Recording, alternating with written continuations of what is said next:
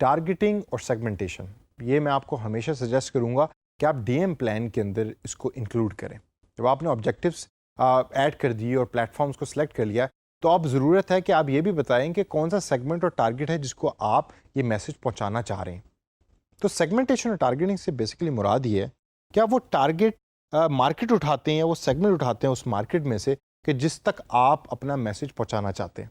You are breaking customer base into groups and you are focusing marketing efforts on a few groups. आप अपनी marketing effort तमाम market के ऊपर focus नहीं कर रहे होते, सिर्फ उन चंद ग्रुप्स पे फोकस कर रहे होते हैं कि जिनको आपने टारगेट किया हुआ है।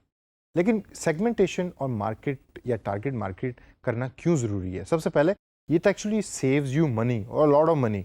जब आपने डिफाइन कर लिया कि मेरी जो मैसेज है वो इस एज के लोगों तक और इस लोकेशन के लोगों तक और वो ये चीज़ें पसंद करते हो पहुंचना चाहिए, तो आप अच्छे खासे पैसे सेव कर रहे हैं।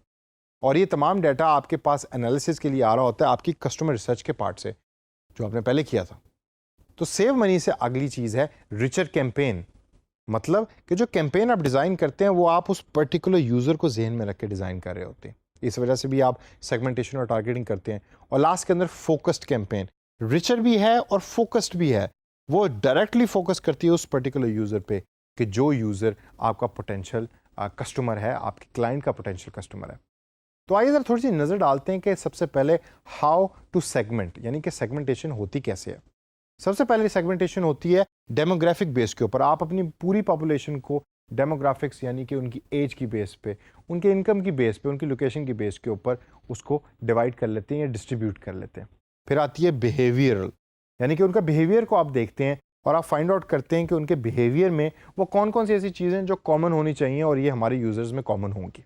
वो ऑनलाइन शॉपिंग रात 11 से 12 बजे करते हैं, this is part of their behaviour, that's how you do segmentation. तीसरे नंबर पे है जियोग्राफिक। आप जियोग्राफिकली देखते हैं कि किस लोकेशन में वो रहते हैं, लाहौर में है या पंजाब में है या केपीके में है, बलोचिस्तान में, सिंध में, कहाँ है, जियोग्राफिकल लोकेशन क्या है, या किलगित बल्तिस्तान में, टूरिज्म ओरिएंटेड।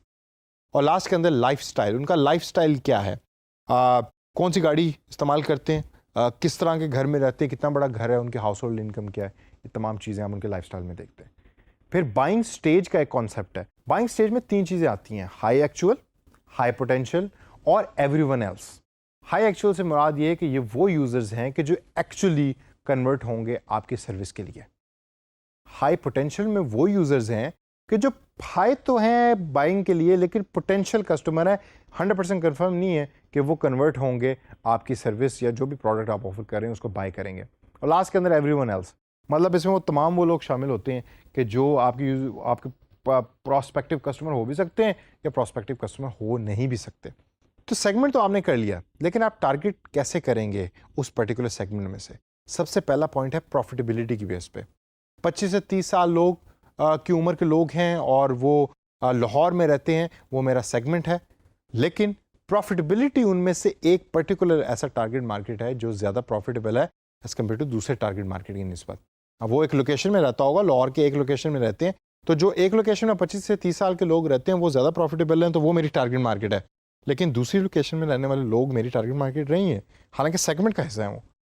दूसरे नंबर पे पॉइंट है साइज, कि साइज कितना बड़ा है आपकी टारगेट मार्केट का।